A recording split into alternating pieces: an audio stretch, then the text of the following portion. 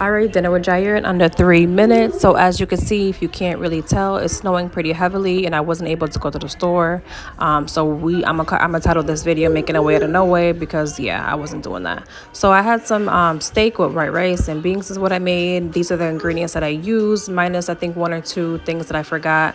I put it all in a bowl, mix it all together, and I let it cook on low heat, and then I made some white rice on the side. I didn't show you guys how I made it because again, it was a long day for me, and I was just kind of tired. That was the ending product. Again, don't judge me, y'all, on the avocado. I ate it and like it was nothing. This part is nothing new. I think the biggest thing that I want to point out in this particular video is just the different sensory things. So I'm gonna show you different things that he does and kind of point out the sensory things that he has, or the need, I guess you can say. So he ate the food pretty well. No issues with the rice, no issues with the beans or the avocado. And as you know, juices is number one.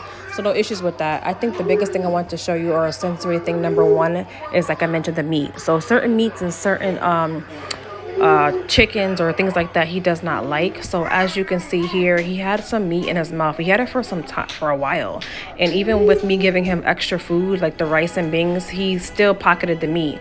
So after a while, I guess he got tired of chewing, so he spit that thing right on out. And as you can see, I tend to record the videos in the same room, so it's on like a colorful rug. Nobody steps on it, things like that. So I picked that meat right back up and put it right back in his mouth, so that way he can eat it again. What he also likes to do is take rice and kind of scatter it around. So again, I tend to let him eat in this room for that matter, because if he does scatter it, I can easily clean it up. So again, like I was saying, he did take it, and as you can see here, he is throwing it. So I picked it back up and gave it to him for a second time around, and it went down pretty good. So there he goes, taking it in for the second time around. He did pocket it for a long, he held that piece of meat like it was, yeah, he held it for a minute. But he did end up finally chewing it down, and it was tender, so I don't know why. I guess he just didn't want to chew it. I did slow this part down right here because again, pointing out number two, sensory number two. A lot of times he'll take the rice or anything he has and scoop it towards him in the chair, and he'll spend minutes digging in that chair looking for what he scooped in. So whether it be rice or anything like that, I don't know why he does that, but he does that.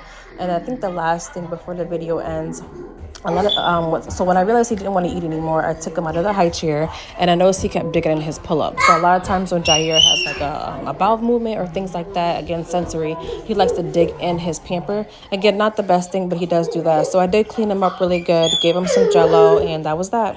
All right, guys, thanks for watching. Bye.